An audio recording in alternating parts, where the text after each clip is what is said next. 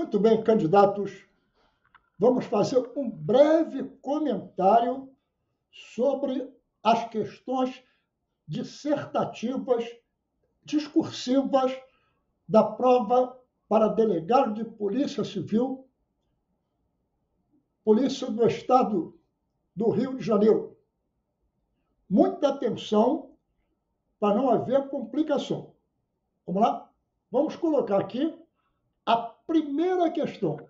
O colega que me mandou a imagem, mandou a imagem bem rabiscada, mas dá para a gente poder entender aqui. Vamos ver, olha lá. No dia 4/5/2022, uma equipe de policiais militares foi informada por transeuntes sobre um forte odor, cheiro ruim, proveniente do interior de uma residência abandonada. Ao chegarem à porta dessa residência, os policiais perceberam que o portão estava aberto e que no chão havia um rastro, cuidado, de gotículas semelhantes a sangue. Gotículas semelhantes a sangue. Através de uma das janelas de vidro da residência, visualizaram um cadáver humano. Então, preservaram o local, como manda o Código de Processo Penal, e acionaram a Polícia Civil para os procedimentos cabíveis. Durante a perinecroscopia, o perito criminal descreveu que, no início da perícia, a casa estava totalmente fechada, sem qualquer sinal de arrombamento. A vítima estava suspensa por uma corda com uma grande coleção sanguínea sob o corpo. Cuidado agora, hein? Devido à amputação bilateral das mãos. Peças anatômicas que foram encontradas dentro de uma sacola plástica hermeticamente fechada no interior do canil da residência.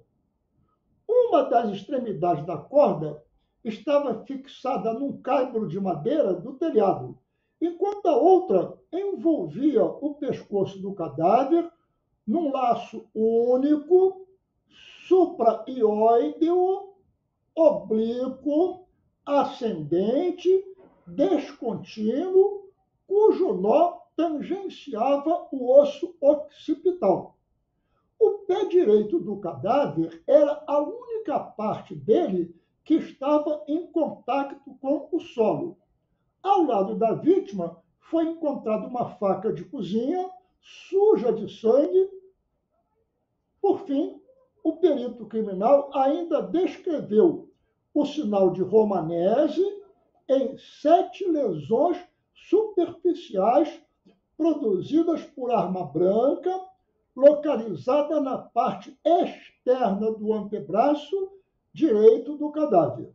Bom, com base nesses dados apresentados na situação hipotética anterior, disserte fundamentadamente na qualidade de delegado de polícia responsável pelas investigações a respeito dos seguintes aspectos para balizar a instauração do inquérito policial. Então, ele vai pedir algumas informações. A modalidade de asfixia da vítima. 2. A energia, ação vulnerante nas lesões encontradas nas mãos do cadáver, conforme a classificação de Bourrier, o sinal do antebraço do cadáver e a provável causa jurídica da morte. Pois bem, diante desses elementos, o que você vai fazer? Você vai analisar, procurar responder às perguntas que estão sendo formuladas. Nós não temos dúvida que existe a expressão amputação de ambas as mãos. Normalmente, a palavra amputação é usada apenas para iatrogenia, para atos médicos. Quando se trata de atos criminosos, nós temos, então, a mutilação. Então, verdade, as duas mãos estavam mutiladas, não estavam amputadas, ok? E tinha manchas de sangue embaixo do cadáver, o cadáver estava suspenso pelo pescoço, aí eu vou observar o aspecto do nó que tem no pescoço. Repara, o nó está na região occipital. O nó está ao nível da nuca. O sulco é oblíquo, ascendente, incompleto. Então, eu não tenho dúvida que se trata de um enforcamento típico. Só que esse enforcamento típico é num cadáver cujo pé toca o chão. Se alguma parte do cadáver toca o chão, o enforcamento é incompleto. Então, estou diante de um enforcamento que é típico e que é incompleto. Até aí, tudo bem. Nota-se também que existe uma série de lesões no braço direito do cadáver, perdão, no antebraço direito do cadáver, que são as chamadas lesões de defesa, porque na borda ulnar do antebraço é que normalmente aparecem as lesões de defesa. E neste caso, como o agente vulnerante parece um instrumento que é capaz de cortar, então o sinal de Romanesi, a chamada cauda de escoriação, ela vai apresentar onde o golpe começa e onde o golpe sai, onde o golpe termina. O golpe começa na parte mais profunda e termina na parte mais superficial, indicando a incidência dos diversos golpes no antebraço, indicando que houve luta corporal, que a vítima tentou se defender. Sinal de Romanesi, lesões de defesa. E diante desses elementos todos, você começa a tentar responder as perguntas. Vamos lá tentar responder as perguntas. Primeiro, a modalidade de asfixia da vítima. Então, nós temos um enforcamento típico, e esse enforcamento é típico e ele é incompleto, porque o pé toca o chão. Claro?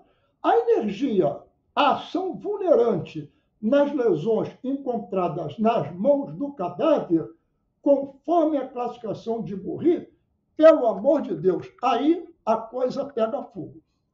Porque a banca examinadora acredita que para que haja a mutilação dos punhos com a chamada, aspas, amputação das mãos, é indispensável a ação de um agente corto-contundente. Não é verdade.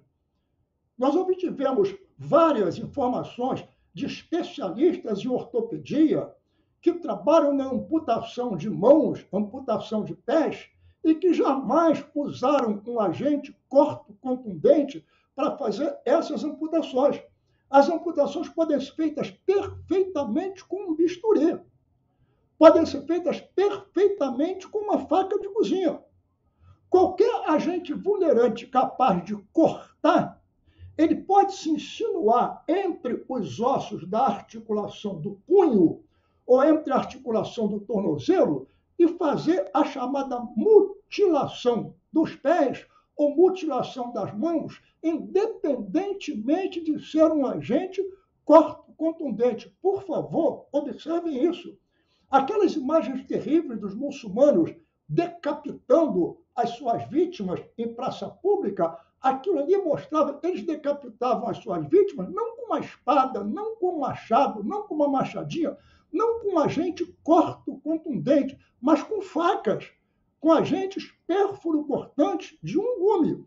Basta que você se insinue com o agente cortante entre os ossos e você pode perfeitamente separar a cabeça do resto do tronco, separar a mão do antebraço, separar o pé da perna. Tranquilamente, você pode fazer essas chamadas, aspas, amputações com outro instrumento que não seja o instrumento corto-contundente. Por favor, observem isso para não cometer uma grande injustiça com os candidatos. Tá bem?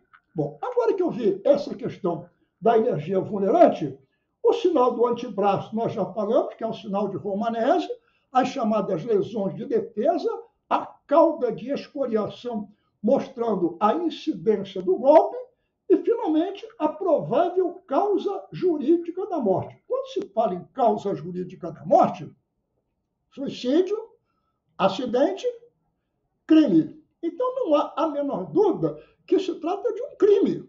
Se trata de um crime, não um suicídio, não um acidente. Se trata de um crime. E se você quisesse explicar um pouco mais, você procuraria discutir se a causa da morte foi a intensa hemorragia causada pela, aspas, amputação das mãos, ou se a morte ocorreu por causa da asfixia mecânica em razão do enforcamento. Você poderia, inclusive, fazer essa discussão. E aí estaria liquidado o ponto número 1, que foi realmente o ponto de medicina legal que apareceu nessa prova.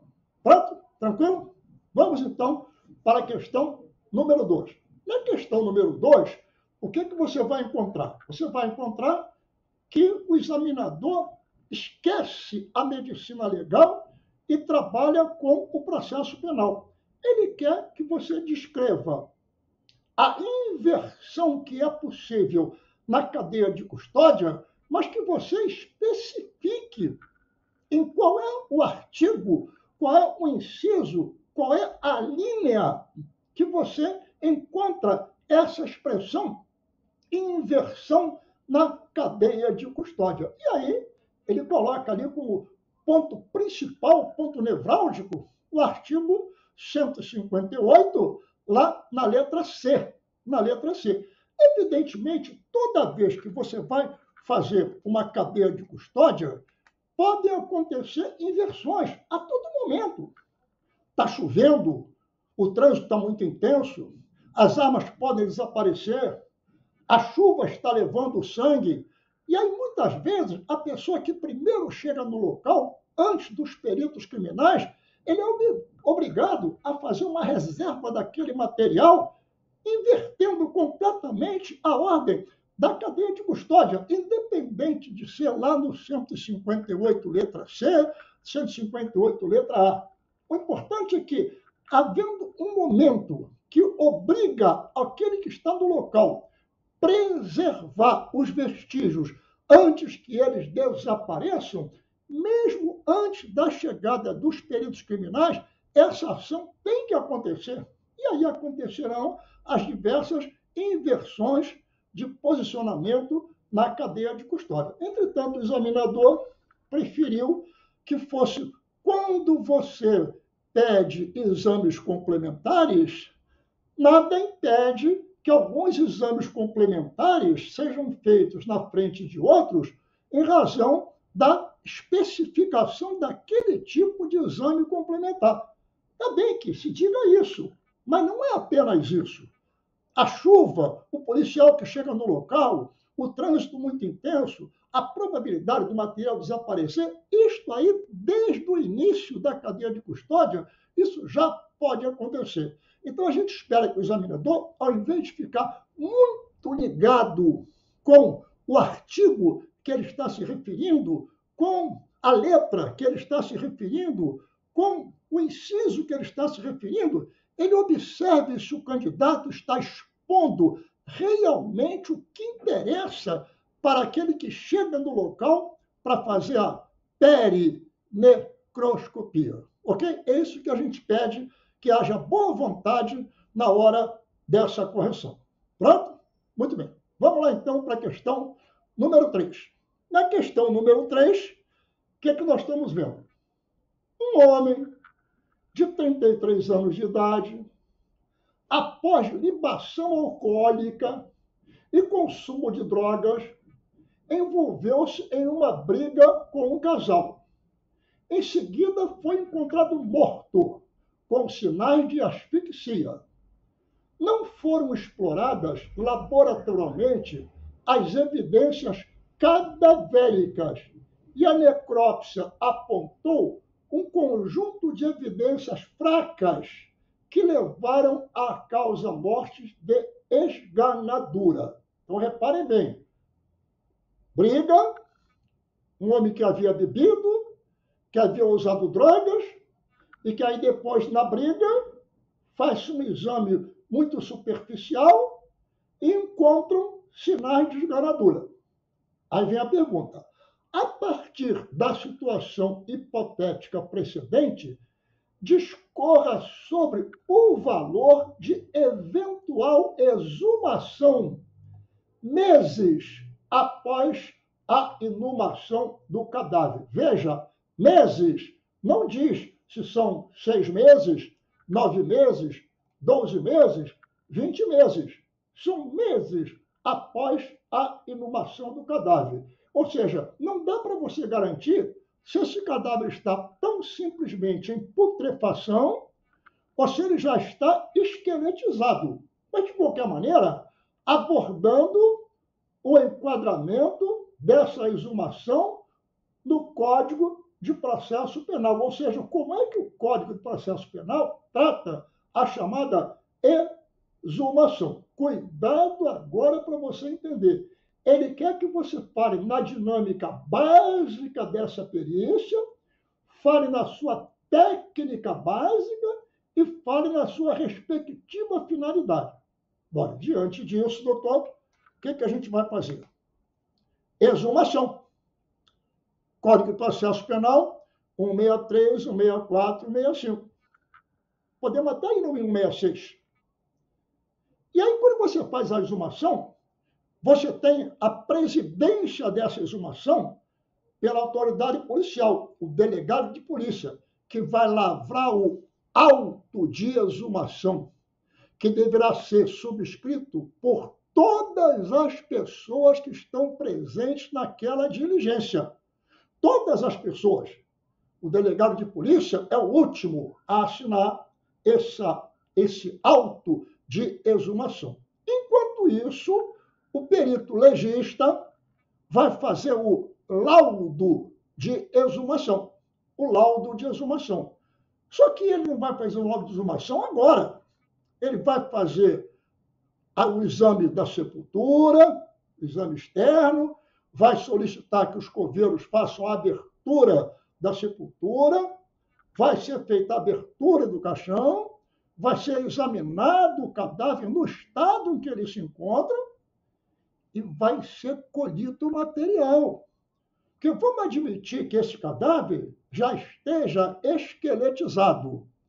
E aí o que acontece? Todo aquele líquido de putrefação do cadáver, ele escorreu pelo caixão e criou embaixo do caixão aquela chamada sombra cadavérica. E como existe relato de que ele bebeu muito álcool e que usou drogas, nada impede que naquele material que está embaixo do caixão, você encontre resíduos daquelas drogas. Aproveitando isso, você vai lá nos cabelos, porque os cabelos podem armazenar a droga, determinados tipos de droga, durante meses. Para arsênico, por exemplo, durante anos. Você vai também tirar amostras de unhas, porque nas unhas, todo o material queratinizado, ele pode conter resíduos daquela droga. Além disso, ele vai colher material da terra que envolve o cadáver, porque nada impede que não haja tóxico dentro do cadáver, mas que haja tóxico na terra. E à medida que chove, aquele tóxico que tem na terra, tem muita terra que está altamente contaminada, aquela substância que contamina a terra acaba contaminando o cadáver. Então, o perito tem que ter amostras da terra que envolvem o caixão, amostra da sombra cadavérica embaixo do cadáver, vai ter que ter fragmentos do cadáver para exame complementar, e tudo isso será feito num laudo que virá a posteriori.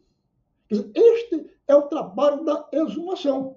Agora, é claro que eu vou me basear que o perito legista vai fazer um laudo de exame de corpo de delito. Só que esse laudo de exame de corpo de delito vai se chamar laudo de exumação, como se a exumação fosse um delito, mas não é. É o nome do documento, o laudo de exame de corpo de delito, laudo de exumação, assinado pelo perito legista, rubricado pelo diretor. O delegado não se mete nesse laudo. O delegado só se mete no auto de exumação, onde todas as pessoas presentes na diligência são obrigadas a assinar aquele documento. Eu acho que isso aí seria a melhor resposta para essa questão, ok? E, finalmente, a gente vai para a opção número 4. E na opção número 4, o examinador ele vai falar sobre um material que precisa ser examinado. Olha lá, a equipe de investigação da Delegacia de Descoberta de Paradeiros deparou-se com uma situação na qual, olha só, hein, os parâmetros papiloscópicos e antropométricos não poderiam ser aplicados de modo inequívoco para a gente poder fazer a identificação daquele indivíduo. Cabendo, então, a análise do material genético daquele que está tentando ser identificado. Neste caso, para subsidiar a investigação da uma informação válida em conformidade, o ensaio ou exame do perfil do ácido desoxirribonucleico deve atender a critérios mínimos. Ah, entendi. Se eu vou fazer pesquisa de DNA, eu tenho que ter critérios mínimos para poder examinar esse DNA. E aí, a gente vai se deparar com o seguinte, ó, tendo como referência a situação hipotética anterior, disserte de forma justificada, com base em seus conhecimentos de medicina legal, sobre o princípio elementar da reação em cadeia da polimerase. Reação em cadeia da polimerase, comumente utilizada para determinar o perfil de DNA. Em seu texto, aborde o candidato ainda aplicação na investigação criminal. E, por fim, responda qual o tipo de exame que deve ser solicitado pela autoridade policial. Pelo amor de Deus. O tipo de exame é fazer exame de pesquisa de material genético do tipo DNA. Eu posso, inclusive, colocar DNA cromossomial e posso colocar DNA mitocondrial. Posso, inclusive, dizer que eu quero que a pesquisa seja baseada na cadeia da polimerase, haja vista a pequenina quantidade de DNA que foi conquistada para poder fazer os exames. E se eu, com uma pequenina quantidade de DNA, eu perder aquela amostra, toda a minha investigação se acaba. Aí eu vou pegar aquela amostra mínima e vou usar a técnica da cadeia da polimerase. Ou seja, eu vou multiplicar aquela pequenina unidade de DNA, seja mitocondrial, seja DNA cromossomial, eu vou multiplicar milhões de vezes aquela pequenina quantidade. E agora, com milhões e milhões e milhões de cópias, eu vou fazer as diversas pesquisas, as diversas comparações. Vou comparar com o pai, vou comparar com a mãe, vou comparar com o irmão, vou comparar com a irmã, vou comparar com o avô, vou comparar com a avó, vou comparar com o possível neto. Ou seja, eu tenho material para fazer uma porção de exames e mesmo que esse material não seja utilizado com perfeição numa ou outra amostra, eu tenho muito material porque eu fiz a cadeia da polimerase e multipliquei o fragmento inicial milhões e milhões e milhões de vezes.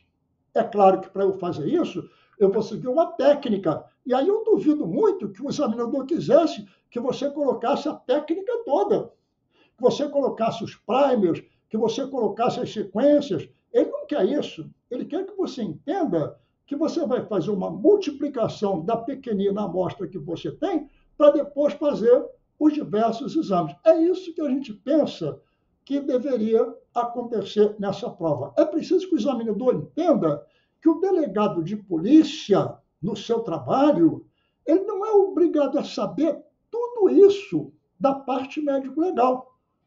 Quando ele tiver a dúvida, ele simplesmente aciona a perícia especializada, seja a perícia criminal, seja a perícia médico-legal, e ele vai tirar as suas dúvidas, vai dirimir as suas dúvidas. Ele não tem obrigação de conhecer isso a fundo, como às vezes nem o perito legista, se não for especializado, nem o perito legista compreende. Então, por favor, diante do espelho que foi apresentado para que os candidatos tivessem uma noção se acertaram ou se erraram, é preciso haver um alargamento na observação das respostas, porque às vezes o candidato imaginou que ele deveria mostrar os aspectos médico-legais.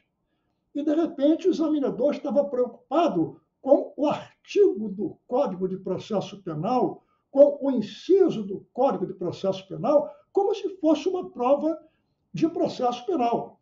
A prova é de medicina legal.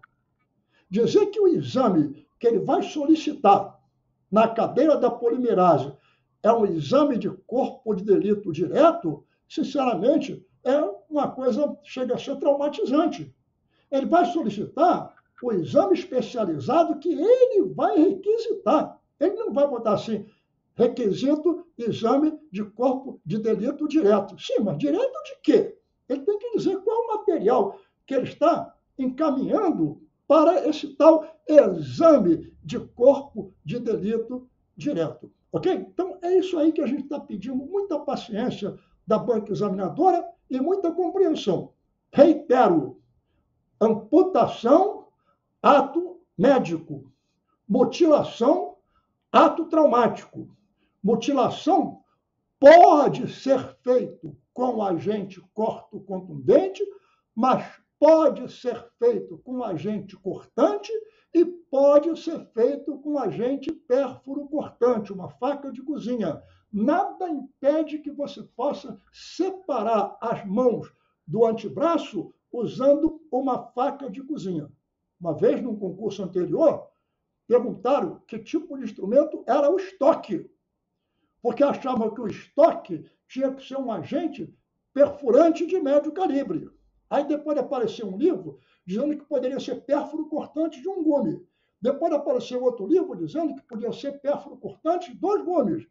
E a questão teve que ser anulada, porque muita gente pensava que o estoque só podia ter um determinado formato. E descobriu-se que não, que o estoque pode ter diversos outros formatos. Assim como a mutilação de mãos e a mutilação de pés não precisa ser feita exclusivamente por um agente corto-contundente, a não ser que o examinador dissesse que nas áreas de secção os ossos estavam fraturados, os ossos estavam seccionados, aí ele estava especificando o tipo de instrumento. Mas quando ele fala que apenas as mãos foram, aspas, amputadas, e não descreve o tipo de lesão que fez a amputação, não pode afastar a faca de cozinha, não pode afastar o agente simplesmente cortante e não pode afastar o agente corto-contundente. As 3 opções estão rigorosamente corretas, ok? Grande abraço,